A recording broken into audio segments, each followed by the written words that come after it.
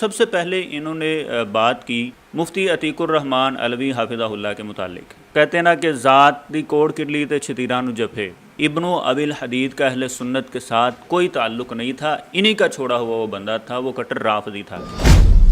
یہ لوگ اس سے جان اس لیے چھڑاتے ہیں کہ شرح نہج البلاغہ کے اندر وہ بہت سی ایسی روایات لے کر آیا ہے کہ جن روایات سے شیعت کا بانڈا پھوڑ کے رہ جاتا ہے۔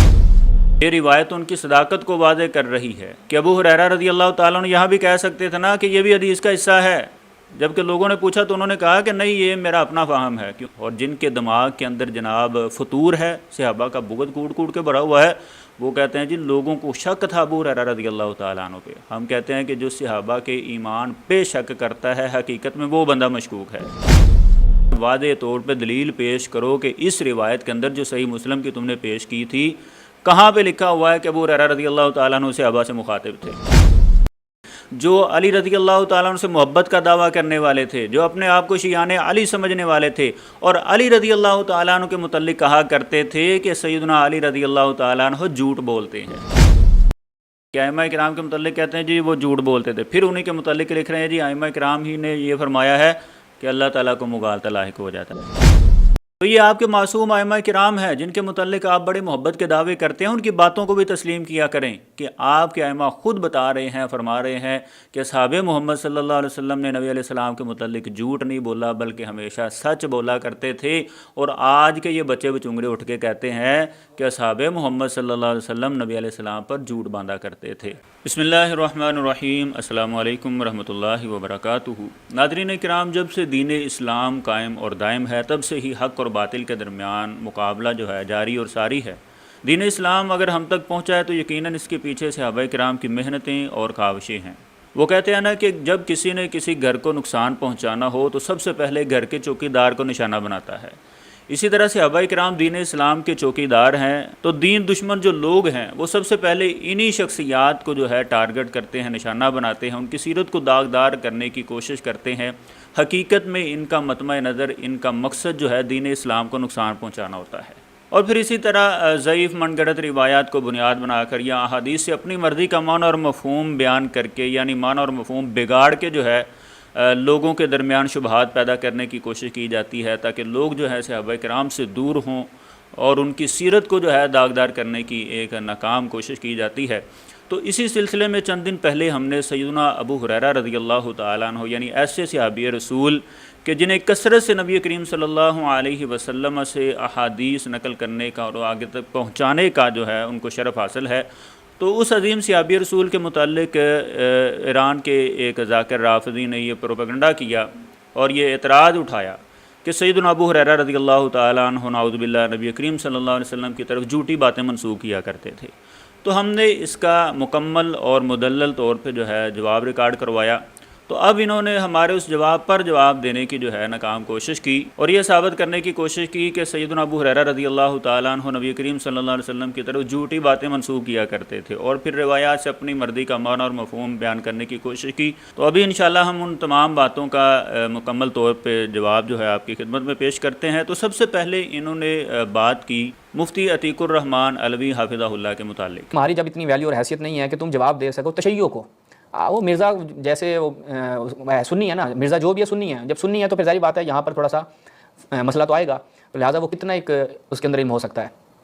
ادھر تو تم لوگ سارے شیر بنتے ہو، ادھر دال نہیں گلتی، اور ایسی یہاں پر رسوائی ہوتی ہے کہ وہ زمانے نے تمہاری رسوائی دیکھی ہے کہ ایک سوال کا جواب بھی تم سے نہ دیا گیا۔ کہتے ہیں نا کہ ذات دی کوڑ کڈلی تے چھتیرانو جپے۔ یقیناً مفتی عتیق الرحمان علوی صاحب ان کو کبھی نہیں بھولیں گے، کیونکہ انہوں نے ان روافظ کی جو دلائی کر دی ہے نا، آج تک ان کی چیخیں جو ہے پوری دنیا کو سنائی دے رہی ہیں کہ کس طرح ان کا نام لے کر جو ہے یہ چیختے ہیں، چلاتے ہیں کہ مفتی عتیق الرحمان علوی فلاں ہے، ناسبی ہے، اہل بیت کا دشمن ہے، یعنی طرح طرح کے ان کے متعلق جو ہے پروپیگنڈا کرنے کی کوشش کی جاتی ہے۔ تو یہ ایران کا رافضی کہتا ہے کہ مفتی عتیق الرحمان علوی اب تک فرار ہے، ان کی ویلیو نہیں ہے، ان کی حیثیت نہیں ہے۔ نیشنل چینل پہ جو ہے میرے ساتھ مناظرہ ہوا تو میں نے جو ہے فلاں کر دیا، یعنی جھوٹی تسلیاں اور اپنے منہ ہی میاں مٹھو بننے کی کوشش کر رہا ہے کہ مفتی صاحب کی حیثیت نہیں ہے، ویلیو نہیں ہے۔ تمہاری حیثیت کا تو اسی دن ہی پتہ چل گیا تھا کہ جب مفتی صاحب نے 2.25 گھنٹے کے مناظرے کے اندر جو ہے تمہاری بولتی بند کر دی تھی، اور اہل بیت سے محبت کا دعویٰ کرنے والا پورے مناظرے کے اندر جو ہے 5 کا حصر ثابت نہیں کر سکا کہ آیت تطہیر جو ہے 5 کے متعلق ہے، تو تمہاری حیثیت، تمہاری اوقات اس مناظرے کے اندر ہی واضح ہو چکی تھی۔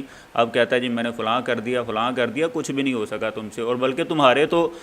ذاکرین جو تھا دوسرے دن سر جوڑ کے بیٹھ گئے تھے، انہوں نے دیکھا کہ ہمارے بچے سے کچھ نہیں ہوا، شاید ہم ہی اثر ثابت کر لیں، لیکن ان کے لیے بھی سوائے ذلت و رسوائی کے کچھ بھی حاصل نہ ہو سکا۔ وہ بھی بیچارے سر جوڑ کے بیٹھے رہے، الزامات لگاتے رہے، یہ جی اہل بیت کا دشمن ہے، یہ جی ناس بھی ہے، فلاں ہے۔ یہ بات تو پھر ان کے اپنے مذہب کے جو لوگ ہیں انہوں نے بھی تسلیم کی ہے، اور مفتی صاحب کو باقاعدہ چیلنج دیتے پھرتے تھے، جی وہ بچہ تھا اس کے ساتھ مناظرہ ہو گیا آپ کا، آپ ہمارے ساتھ مناظرہ کریں، تو انشاءاللہ ان کی بھی تسلی ہو جائے گی۔ تو بعد میں یہ کر رہا تھا کہ یہ بیچارے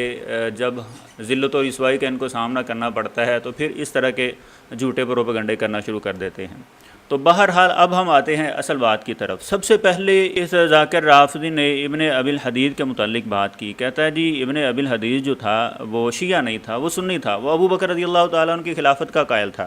تو کیا سنی ہونے کے لیے صرف ابو بکر رضی اللہ تعالیٰ عنہ کی خلافت کا ہونا ضروری ہے، یعنی ان کی خلافت کا قائل ہونا ضروری ہے؟ سنی ہونے کے لیے اہل سنت کے ساتھ اگر کوئی تعلق رکھنا چاہتا ہے تو اپنے عقائد کو درست کرنا پڑے گا، صرف خلافت کا قائل ہونا ضروری نہیں ہے، بلکہ اس کے علاوہ بھی جو اصول و ضوابط ہیں ان کے اوپر پورا اترنا پڑے گا۔ تو یہ کہتا ہے جی ابن ابی الحدید جو تھا شیعہ تھا، یہ پچھلی ویڈیو کے اندر بھی انہوں نے یہ بات کی تھی، تو ہم نے کہا تھا انشاءاللہ اس پہ الگ سے جو ہے ہم ایک ویڈیو بنائیں گے۔ تو آج ہم آپ کے سامنے کچھ دلائل رکھتے ہیں کہ ابن ابی الحدید جو تھا یہ کٹر شیعہ رافضی تھا، اہل سنت کے ساتھ اس کا تعلق نہیں تھا۔ یہ آپ کے سامنے کتاب ہے شیعہ عالم آقا بزرگ الطحرانی کی الذریہ الی تصانیف الشیعہ، اور اس کے اندر جو ہے اس نے نہج البلاغہ کا تذکرہ کیا ہوا ہے، اور ابن الحدید کے متعلق لکھتا ہے عبد الحمید ابن ابی الحدید المعتزلی ابی الشیعی کما فی کشف الظنون، کہتا ہے کہ ابن ابی الحدید جو تھا یہ معتزلی تھا، یا پھر کشف الظنون کے حوالے سے کہتا ہے یہ شیعہ تھا۔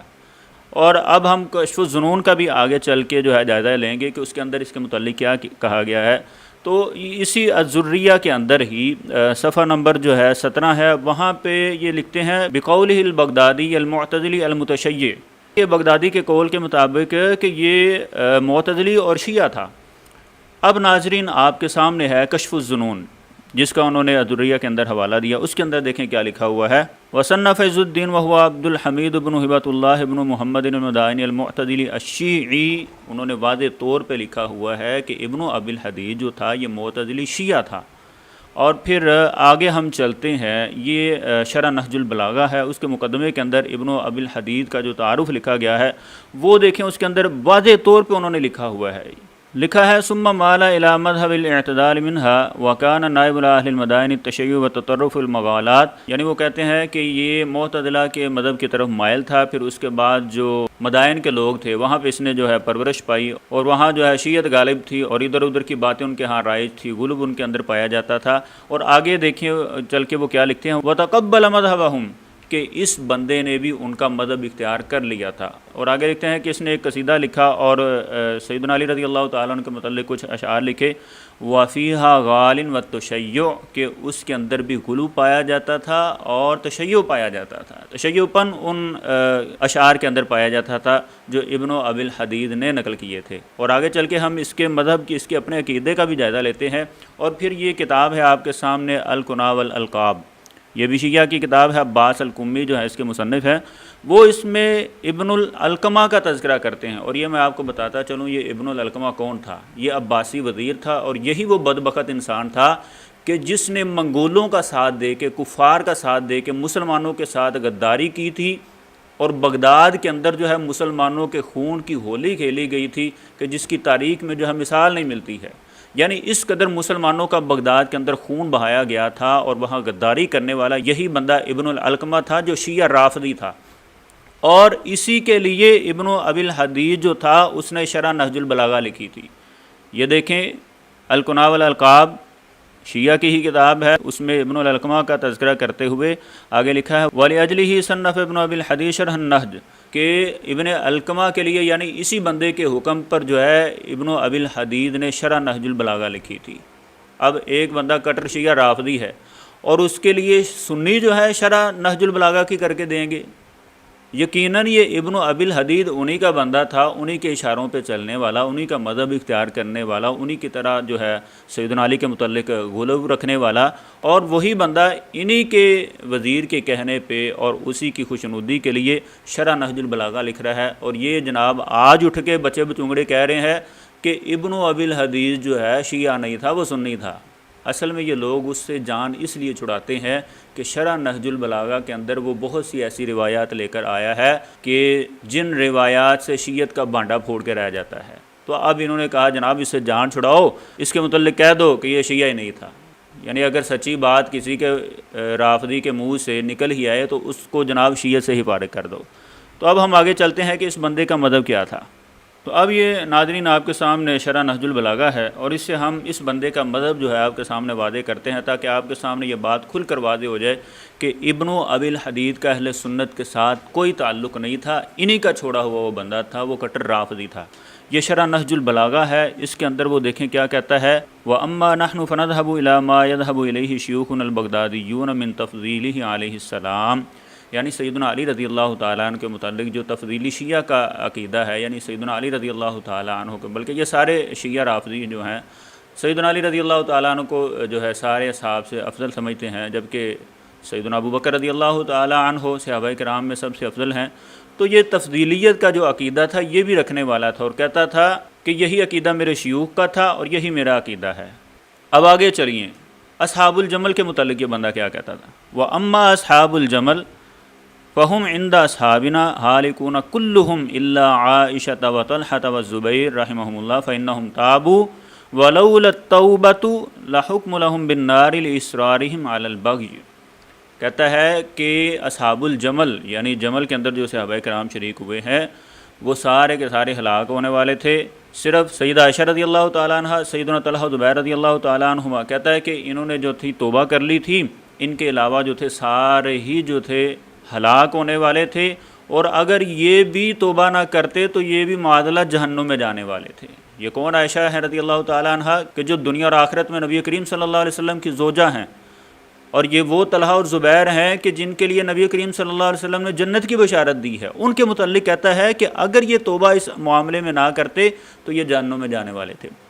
جبکہ ایسا عقیدہ کسی اہل سنت کا نہیں ہو سکتا، شیعہ اور روافض کا ہی عقیدہ ہو سکتا ہے۔ اب آگے دیکھیں کیا کہتا ہے، وَقَدْ بَرِئَ قَوْمٌ مِّنْ أَصْحَابِنَا مِنْ قَوْمٍ مِّنَ الصَّحَابَةِ أَحْبَطُوا ثَوَابَهُمْ كَالْمُغِيرَةِ بْنِ شُعْبَةَ۔ کہتا ہے کہ میرے جو اصحاب ہیں، یعنی اس کے جو ساتھی شیعہ روافض ہیں، ان کے متعلق کہتا ہے کہ وہ صحابہ کرام کی ایک قوم سے بری ہیں، یعنی ان سے وہ کسی قسم کا تعلق نہیں رکھتے، اور ان کے متعلق کہتا ہے احبطوا ثوابہم کہ ان کا ثواب جو ہے ضائع ہو چکا ہے، ختم ہو چکا ہے، کل مغیرہ بن شعبہ، جیسا کہ مغیرہ بن شعبہ رضی اللہ تعالیٰ عنہ ہے، نعوذ باللہ، یعنی صحابی رسول، عظیم صحابی رسول سیدنا مغیرہ بن شعبہ رضی اللہ تعالیٰ عنہ، جو بیعت رضوان میں نبی کریم صلی اللہ علیہ وسلم کے شانہ بشانہ کھڑے تھے، آپ صلی اللہ علیہ وسلم کا دفاع کرنے والے تھے، ان کے متعلق یہ بندہ اس کا عقیدہ کیا تھا کہ مغیرہ بن شعبہ رضی اللہ تعالیٰ عنہ کا اجر و ثواب جو تھا ضائع ہو چکا تھا، یعنی جس کا اجر و ثواب ضائع ہو جائے تو وہ کون ہے، وہ جہنمی ہے۔ تو صحابہ کرام کے متعلق جہنمی ہونے کا عقیدہ رکھنے والا کبھی اہل سنت کے ساتھ اس کا تعلق نہیں ہو سکتا، وہ شیعہ اور روافض کے ساتھ ہی اس بندے کا تعلق ہے۔ تو اس کے متعلق اور بھی حوالہ جات جو ہے ہم پیش کر سکتے ہیں، لیکن اب ہم آگے چلتے ہیں، اس کی دوسری باتوں کا جو ہے جائزہ لیتے ہیں۔ پھر اس نے جناب اپنی جہالت کا اظہار کرتے ہوئے یہ ذاکر رافضی کہتا ہے کہ سیدنا ابو ہریرہ رضی اللہ تعالیٰ عنہ ادراج کرتے تھے، تدلیس کرتے تھے۔ کیسی ان کی یہ جہالت ہے، ان بیچاروں کو ادراج کے اصول و ضوابط اور حکم کا علم نہیں ہے، اس کی اقسام کا علم نہیں ہے، جبکہ ادراج کی ایک قسم جو ہے وہ یہ بھی ہے کہ اگر کوئی ثقہ راوی جو ہے حدیث کا معنی اور مفہوم یعنی اس کی تشریح بیان کرتا ہوا کوئی سے الفاظ ایڈ کر دے تو وہ مضر نہیں ہوتے ہیں، جیسا کہ سیدنا ابو ہریرہ رضی اللہ تعالیٰ عنہ کی ہی روایت ہے، بخاری اور مسلم کے اندر موجود ہے، اسبغ الوضوء، اور آگے چل کے وہ کہتے ہیں ویل للعقاب، کہ جو ایڑیاں جو ہے خشک رہ جائیں وضو کے دوران ان کے لیے جو ہے ویل ہے، ہلاکت ہے، اور شروع میں وہ کہتے ہیں اسبغ الوضو کہ وضو جو ہے مکمل طور پہ صحیح طرح کیا کرو۔ تو یہ الفاظ سیدنا ابو ہریرہ رضی اللہ تعالیٰ عنہ کے مدرج الفاظ ہیں، اور ان الفاظ کو دیکھیں تو حدیث کے اوپر کسی قسم کا کوئی اثر نہیں پڑ رہا ہے، حدیث کی وضاحت ہی کر رہے ہیں، حکم سنا رہے ہیں کہ اچھی طرح وضو کرنا چاہیے۔ اور پھر اسی طرح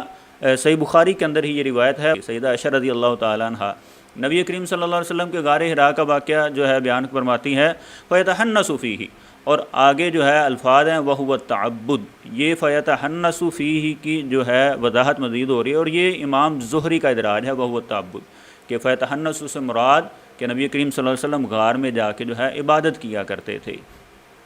تو اس طرح اگر حدیث کو سمجھانے کے لیے، اس کا معنی اور مفہوم بیان کرنے کے لیے کوئی مسئلہ بیان کرتے ہوئے راوی جو ہے ثقہ ہو اور وہ کوئی چیز ایڈ کر دیتا ہے تو یہ چیز جو ہے مضر نہیں ہوتی ہے۔ اور پھر اسی طرح ابو ہریرہ رضی اللہ تعالیٰ عنہ کے متعلق تدلیس کا شور مچانا، جی ابو ہریرہ تدلیس کرتے تھے۔ تدلیس کیا ہے کہ راوی جو ہے اپنے شیخ کے شیخ سے روایت بیان کر دے، اور جب کہ اس شیخ سے اس کا لقاء یا اس کی سماع ثابت نہ ہو، تو اسی طرح اگر اس کا لقاء یا سماع ثابت ہو تو جو روایت بیان کر رہا ہے وہ اس سے نہ سنی ہو، یعنی اس طرح تدلیس کی جو ہے ایک تعریف بیان کی جاتی ہے۔ تو صحابہ کرام دیکھیں عادل تھے، الصحابۃ کلھم عدول، تمام محدثین کا اتفاق ہے کہ صحابہ کرام عادل تھے، کوئی بھی جھوٹی بات نبی کریم صلی اللہ علیہ وسلم کی طرف وہ منسوب نہیں کرنے والے۔ اور یہ جو جن روایت کو بیان بناتے ہیں انشاءاللہ ان کا جواب ابھی ہم آپ کی خدمت میں جو ہے پیش کریں گے۔ تو ہم ان سے پوچھتے ہیں، یہ جو شور مچاتے ہیں کہ ابو ہریرہ رضی اللہ تعالیٰ عنہ تدلیس کرتے تھے، ان سے ہمارا سوال ہے کہ تمہارے ائمہ کرام، بلکہ تمہاری ساری کتابیں بھری پڑی ہیں، وہ جو روایات ڈائریکٹ نقل کر رہے ہوتے ہیں، ڈائریکٹ بتا رہے ہوتے ہیں جی نبی علیہ السلام نے یوں فرمایا ہے، تو کیا ان کے اوپر تدلیس کا حکم نہیں لگے گا؟ اب کہیں گے جی وہ معصوم ہے، اگر تمہارے ائمہ معصوم ہو سکتے ہیں تو صحابہ کرام بھی عادل ہیں۔ اب آگے چلیے جی، وہی روایت جو انہوں نے پہلے پیش کی، جی ابو ہریرہ رضی اللہ تعالیٰ عنہ جو تھے حدیث بیان کر رہے تھے، پھر لوگوں نے پوچھا ان سے، پھر انہوں نے کہا جی یہ ھذا من کیس ابی ہریرہ، یعنی اس روایت کو صحیح مسلم کی روایت کو پیش کر کے یہ شو کروانے کی کوشش کی کہ ابو ہریرہ رضی اللہ تعالیٰ عنہ نبی علیہ السلام کی طرف جھوٹی روایت منسوب کر رہے تھے۔ لوگوں نے ان سے پوچھا، پھر انہوں نے وضاحت کر دی جی یہ تو میری اپنی بات ہے، یعنی یہ تو کہتے ہیں جی ان کی جیب کی بات ہے، یعنی انہوں نے بیچاروں نے کیس کا معنی جو ہے پنجابی والی جیب ہی سمجھا ہوا ہے۔ یہ تو حالت ہے ان کے علم کی، جو اپنے آپ کو بڑے محقق اور بڑے عالم سمجھتے ہیں کہ کیس کا معنی انہوں نے جیب ہی کیا، حالانکہ ہم نے پہلے بتا دیا تھا کہ کیس کا معنی صرف جیب نہیں ہوتا ہے بلکہ فہم، مسئلہ، اپنا دعویٰ جو ہے وہ بھی اس کا معنی ہوتا ہے۔ تو اسی حوالے سے سیدنا ابو ہریرہ رضی اللہ تعالیٰ عنہ نے یہ بات کی تھی۔ کہتے ہیں جی ابو ہریرہ رضی اللہ تعالیٰ عنہ انہوں نے کوئی درمیان میں حد قائم نہیں کی۔ جب ایک بندہ کہہ رہا قال رسول اللہ اور درمیان میں کوئی بھی ایسی چیز نہیں ہے جس سے پتہ چلے کہ یہ کیا ہے جی اس کا اپنا کلام ہے یا رسول اللہ کا، تو یہ ابو ہریرہ صاحب کرتے کیوں تھے؟ آپ ذرا ہمیں اس کا جواب دیجئے نا۔ اب ہم جناب ان کی اس بات کا بھی جواب آپ کی خدمت میں پیش کرتے ہیں۔ یہ جو شور مچایا گیا جی ابو ہریرہ نے کوئی حد قائم نہیں کی ہے، تبھی تو لوگوں نے ان سے پوچھا ہے، کیونکہ لوگوں کو ان کے اوپر شک تھا۔ ہم نے کہا تھا کہ حدیث میں ہے وَابْدَأْ بِمَنْ تَعُولُ، یعنی یہ جو الفاظ ہیں اس سے آگے جو الفاظ ہیں یہ سیدنا ابو ہریرہ رضی اللہ تعالیٰ عنہ کا اپنا فہم تھا، یعنی وَابْدَأْ بِمَنْ تَعُولُ کے بعد جو الفاظ شروع ہو رہے ہیں یہ ابو ہریرہ رضی اللہ تعالیٰ عنہ کا اپنا فہم تھا، جس کی وضاحت انہوں نے آگے کر دی۔ اب سوال یہ ہے کہ لوگوں نے کیوں پوچھا؟ تو یاد رہے کہ سیدنا ابو ہریرہ رضی اللہ تعالیٰ عنہ جب یہ روایت بیان کیا کرتے تھے تو صرف یہاں تک ہی بیان کیا کرتے تھے وَابْدَأْ بِمَنْ تَعُولُ، اور اس کے ابھی حوالہ جات جو ہے ہم آپ کی خدمت میں پیش کرتے ہیں۔ یہ جی آپ کے سامنے ہے صحیح بخاری، اس کے اندر دیکھیں حدیث نمبر ہے 1426 کہ ابو ہریرہ رضی اللہ تعالیٰ عنہ یہی روایت بیان کر رہے ہیں، اور وَابْدَأْ بِمَنْ تَعُولُ تک انہوں نے نبی کریم صلی اللہ علیہ وسلم کا فرمان بیان کیا ہے۔ اسی طرح جو ہے یہی روایت صحیح مسلم کے اندر بھی موجود ہے، 1042 نمبر ہے، اس میں بھی یہاں تک ہی سیدنا ابو ہریرہ نبی علیہ السلام کا فرمان بیان کر رہے ہیں۔ اور اسی طرح ابو داود کے اندر بھی یہ روایت موجود ہے کہ جس میں یہاں تک ہی سیدنا ابو ہریرہ رضی اللہ تعالیٰ عنہ نبی علیہ السلام کا فرمان بیان کر رہے ہیں۔ دیکھیں اصل میں یہ ہے کہ ابو ہریرہ رضی اللہ تعالیٰ عنہ جب بھی یہ روایت بیان کیا کرتے تو وَابْدَأْ بِمَنْ تَعُولُ تک جو الفاظ تھے وہ بیان کرتے، یعنی جو نبی علیہ السلام کی حدیث تھی، اور وہ ان کو نظر نہیں آئی۔ جتنے مقامات سے ہم نے پیش کی ہے وہ سارے مقامات کو انہوں نے چھپایا ہوا ہے، لوگوں کے سامنے پیش نہیں کیا، کیونکہ ان کے جھوٹ کا بانڈا پھوٹ جانا تھا، ان کی دھوکہ دہی واضح ہو جانی تھی، صحابہ کرام کے متعلق جھوٹا پروپیگنڈا جو تھا ان کا اس کی حقیقت واضح ہو جانی تھی، اس لیے باقی روایات نہیں بتائیں کہ جہاں پہ ابو ہریرہ رضی اللہ تعالیٰ اتنا حصہ جو ہے نبی علیہ السلام کی حدیث کا بیان کرتے ہیں۔ تو جب انہوں نے اپنا فہم بھی ساتھ ایڈ کیا تو پھر لوگوں نے پوچھا کہ ابو ہریرہ رضی اللہ تعالیٰ عنہ آپ یہ جو عیسیٰ بیان کر رہے ہیں کیا یہ بھی رسول اللہ صلی اللہ علیہ وسلم کا فرمان ہے؟ تو اس کی بھی وضاحت سیدنا ابو ہریرہ رضی اللہ تعالیٰ عنہ نے فرما دی. انہوں نے کہا کہ ھذا من کیس ابی ہریرہ، کہ یہ ابو ہریرہ کا اپنا فہم ہے. یہ روایت ان کی صداقت کو واضح کر رہی ہے کہ ابو ہریرہ رضی اللہ تعالیٰ عنہ یہاں بھی کہہ سکتے تھے نا کہ یہ بھی حدیث کا حصہ ہے، جبکہ لوگوں نے پوچھا تو انہوں نے کہا کہ نہیں یہ میرا اپنا فہم ہے. کیونکہ لوگوں نے کیوں پوچھا تھا کہ ابو ہریرہ ویسے عموماً جو روایت بیان کرتے تھے وہ صرف اتنا ہی حصہ بیان کیا کرتے تھے. تو یہ وجہ تھی لوگوں کے پوچھنے کی. اور جن کے دماغ کے اندر جناب فطور ہے، صحابہ کا بغض کوٹ کوٹ کے بھرا ہوا ہے، وہ کہتے ہیں جی لوگوں کو شک تھا ابو ہریرہ رضی اللہ تعالیٰ عنہ پہ. ہم کہتے ہیں کہ جو صحابہ کے ایمان پہ شک کرتا ہے حقیقت میں وہ بندہ مشکوک ہے، حقیقت کے اندر اس کا سٹیٹس مشکوک ہے، صحابہ کرام کا سٹیٹس مشکوک نہیں ہے. اب آگے چلیے جی. کہتا ہے جی صحابہ کرام نے ابو ہریرہ رضی اللہ تعالیٰ عنہ کو جھوٹا کہا، اور صحیح مسلم کی جو انہوں نے روایت پیش کی تھی اس کے اندر بالکل بھی صحابہ کرام کا تذکرہ نہیں تھا. ہم نے پہلے بھی واضح کیا تھا، اب بھی ہم بتاتے ہیں کہ صحابہ کرام کا اس میں کوئی تذکرہ نہیں تھا. اور اس کا جواب دیکھیں کیسا جاہلانہ دیا. کہتا ہے جی صحابہ کرام کیا اس وقت مر گئے تھے؟ کیا صرف اس وقت تابعی ہی زندہ تھے؟ تو ہم اس رافضی سے کہتے ہیں کہ ادھر ادھر بھاگنے کی یا زبان درازی کرنے کی ضرورت نہیں ہے. واضح طور پہ دلیل پیش کرو کہ اس روایت کے اندر جو صحیح مسلم کی تم نے پیش کی تھی کہاں پہ لکھا ہوا ہے کہ ابو ہریرہ رضی اللہ تعالیٰ عنہ صحابہ سے مخاطب تھے. اب یہ کہنا جی صحابہ کیا اس وقت موجود نہیں تھے؟ موجود تو تھے، اس موقع پر تھے، صحابہ سے ابو ہریرہ رضی اللہ تعالیٰ عنہ مخاطب تھے. اس کی تمہارے پاس کیا دلیل ہے؟ اور پھر جو ہم نے نہج البلاغہ سے روایت پیش کی اس کو ٹچ تک نہیں کیا، کیونکہ ان کے بڑوں نے ننگا ہو جانا تھا، ان کے بڑوں کی حقیقت کھل کے واضح ہو جانی تھی. جو علی رضی اللہ تعالیٰ عنہ سے محبت کا دعویٰ کرنے والے تھے، جو اپنے آپ کو شیعان علی سمجھنے والے تھے، اور علی رضی اللہ تعالیٰ عنہ کے متعلق کہا کرتے تھے کہ سیدنا علی رضی اللہ تعالیٰ عنہ جھوٹ بولتے ہیں. تو ہم نے ان سے کہا تھا کہ ایک طرف عام لوگ اگر ابو ہریرہ رضی اللہ تعالیٰ عنہ کے متعلق اس طرح کی بات کریں تو آپ شور مچانا شروع کر دیتے ہیں ابو ہریرہ جھوٹے تھے. اگر اسی طرح کا معاملہ سیدنا علی رضی اللہ تعالیٰ عنہ کے ساتھ ہو، لوگ ان کو جھوٹا کہہ رہے ہوں، تو وہاں تمہاری زبانیں بند ہو جاتی ہیں. وجہ اصل میں یہی ہے کہ ان کے بڑے ننگے ہو جانے ہیں. یہ کوفی جو سیدنا علی رضی اللہ تعالیٰ عنہ کو دھوکہ دینے والے، اہل بیت کو دھوکہ دینے والے، ان کے ساتھ غداریاں کرنے والے، ان کی حقیقت واضح ہو جانی تھی. اور یہ پھر میں آپ کے سامنے یہ نہج البلاغہ کی روایت پیش کرتا ہوں. سیدنا علی رضی اللہ تعالیٰ عنہ کوفیوں سے، اہل عراق سے کیا فرماتے ہیں کہ مجھے یہ خبر پہنچی ہے کہ تم کہتے ہو کہ علی رضی اللہ تعالیٰ عنہ کذب بیانی کرتے ہیں، خدا تمہیں ہلاک کرے، میں کس پر جھوٹ باندھ سکتا ہوں؟ کیا اللہ پر تو میں سب سے پہلے اس پر ایمان لانے والا ہوں، یا اس کے نبی پر تو میں سب سے پہلے ان کی تصدیق کرنے والا ہوں. یعنی سیدنا علی رضی اللہ تعالیٰ عنہ جو ہے وہ اہل کوفہ کو ڈانٹ رہے ہیں، ان کو فرما رہے تھے کہ تم میرے متعلق یہ پروپیگنڈا کرتے ہو کہ علی رضی اللہ تعالیٰ عنہ جھوٹ بولتے ہیں. تو یہ حقیقت ہے ان کے بڑوں کی. اب اسی طرح ہم ایک اور روایت آپ کی خدمت میں پیش کرتے ہیں. یہ شیعہ کی معروف کتاب فرق الشیعہ ہے، اور مصنف ہیں اس کے جی حسن النوبختی. اور اس میں وہ جعفر صادق رحمہ اللہ کے متعلق لکھتے ہیں کہ انہوں نے جو ہے اپنی زندگی میں یہ کہا تھا کہ میرے بعد جو ہے میرا بیٹا اسماعیل جو ہے یہ امام بنے گا. لیکن ہوا یہ کہ اسماعیل جو تھے انہی کی زندگی کے اندر فوت ہو گئے. اور پھر آگے روایت کے الفاظ دیکھیں کہ لوگوں نے پھر ان کے متعلق کیا کہا. وقالوا کذبنا ولم یکن اماما، لوگوں نے جعفر صادق رحمہ اللہ کے متعلق کہا کہ انہوں نے ہمارے ساتھ جھوٹ بولا ہے، یہ ہمارے امام نہیں ہو سکتے ہیں.